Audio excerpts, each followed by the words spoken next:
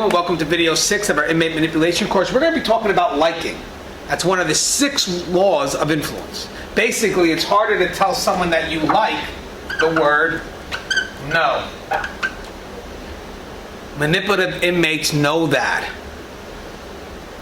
They want you to like them. They want to be friendly with you.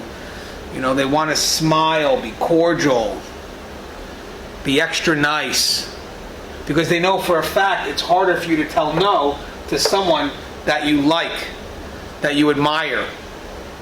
And one of the key ways that they do this, one of the ways that they try to foster this connection, is by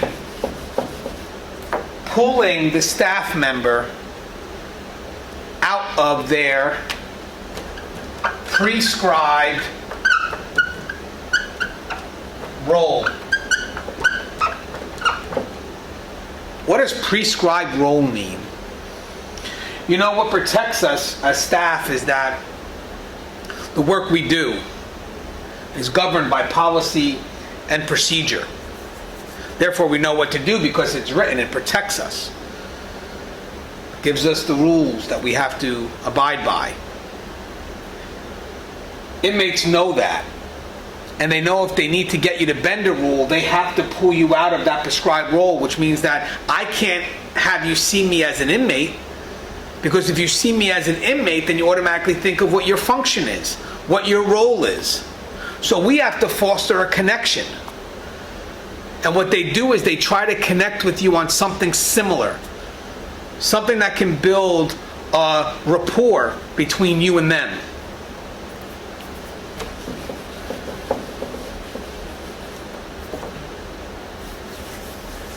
That similar connection is probably made up. So again, if I'm a father, maybe the inmate finds out I have some kids, and they automatically make up this world with their father too. Or maybe they know I'm a sports fan. So what they do is they spend 24 hours a day, 7 days a week, looking into my teams, trying to find out what it is that I like, and then trying to build that connection based on sports. Something just as simple as sports. But again, it's an effort to build a bond, to build a connection on something similar. But the key is also, when you build that bond and you're taken out of your prescribed role, it's also an effort to bring about sympathy. Sympathy is deadly in corrections. You can be empathetic. Like, it's okay for me to understand where you're coming from, understand your perspective, but I'm not going to get involved in the emotions of that. And that's where sympathy comes into play. If you get involved in the emotions of that, you're blinded by the emotions, and you wind up making decisions that are irrational. Just don't make sense. So with that said, that false connection based on whatever similarity is again meant to make you pull you out of your prescribed role, but also to have you sympathize with that manipulative inmate. Now, I know some people will think, well, Gangi, sports, how big of a deal is that? Well, let's break this down. Let's say that I'm a big fan of the Giants. And let's say the inmates find out, and here I am, we're shooting on the breeze, we're shooting the breeze down the wing, and the inmate starts talking about the Giants, and I get engaged in a conversation with them, and we're just talking about some good stuff the Giants are doing, and just what my thoughts are. Maybe the inmate's just listening to the advice, and then I go home. Giants win, and now I can't wait to tell the inmate when I get back to work, first sign you're too involved. First sign you're too involved is if you think about an inmate at home in any capacity. This is your personal life. You shouldn't be thinking about inmates. But with that said, I come back to work, can't wait to tell the inmate, hey, did you see that game yesterday? Hey, man, Giants kicked ass and all this other stuff. This goes on for a while. Let's say one day the Giants lose. The inmate comes up to you and says, hey, thought you told me the Giants were going to win. So you told me they had the game in the bag. And it's like, well, it happens. Sad the Giants lost. The inmate goes, yeah, well, I made a bet. And I lost the bet. And now I owe a lot of inmates a lot of money, a lot of commissary. You will get some staff that will actually feel sorry for this inmate, because this inmate is trying to make this staff feel guilty, as if they were responsible for this inmate making a bet. And you've had some staff do what? Help the inmate pay off that bet. They now sympathize with the inmate. They made a connection on that sport. The inmate was able to make that officer feel guilty. And now the officer winds up out of guilt, out of sympathy, paying off that bet. The officer was pulled out of that prescribed role, connected with the inmate on sports, and the inmate was able to draw sympathy. That officer, in turn, did it because they formed a bond in which it was hard for him to tell the inmate no. Scary, huh? Could happen if the inmate finds out you have children. Even if the inmate doesn't have any children. Remember, it's a false sincerity. Oh, hey, Gangi, I know you have 2 kids. Hey, if you write me up, man, I won't be able to see my kids. And you know how that is not to see your kids. Come on, man, give me a break. Help me. Look at the sympathy he's trying to draw. He's trying to draw that sympathy based on that personal connection between him and that officer and that staff member.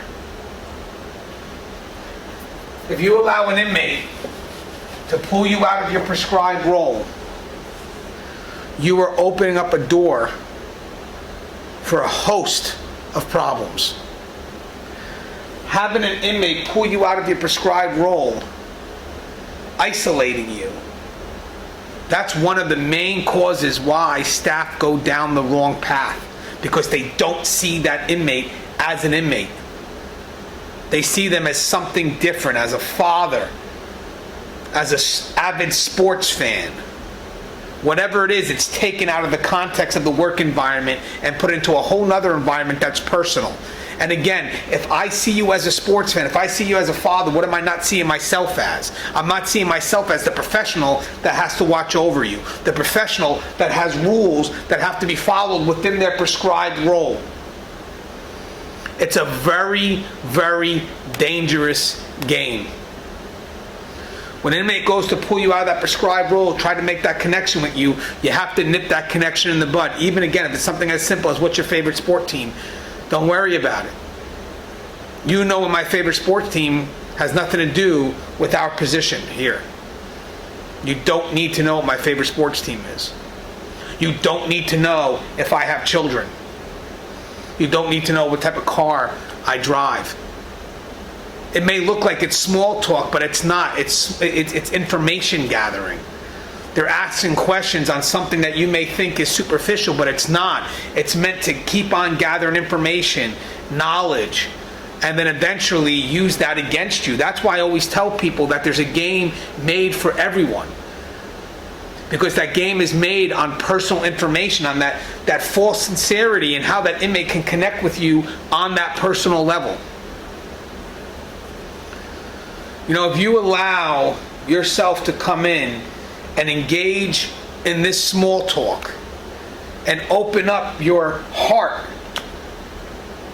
and let them know everything about you, you're going to be walking out of that facility in handcuffs, wondering what the hell just happened.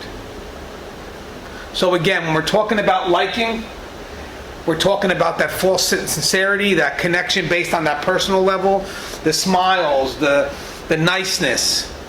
It's all in an effort to make it harder for you to not give them what they want. That connection is a tool. It's a tool that's used to make you sympathize, to blind you with emotion, and even in some cases to draw guilt. That's a great manipulative tactic, guilt. I make you feel guilty, and some people actually get that sense of guilt, and they wind up making a foolish choice because, again, they feel sympathetic. They get blinded by emotion. So never ever let an inmate pull you out of your prescribed role. Always remember that you're dealing with an inmate.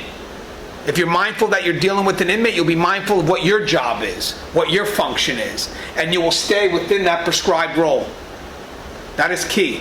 Protect your personal information and you protect your career. I don't care how small that personal information is. It is leverage. It's a tool that can be used against you. It's a tool that is specifically used against you. That's what makes the game so complex. And again, last piece of advice that I mentioned before, just to stay with you, if you're thinking about an inmate on your personal time, I don't care in whatever capacity, you're too involved. Even if it's something about talking about a sports game the next day, you're too involved.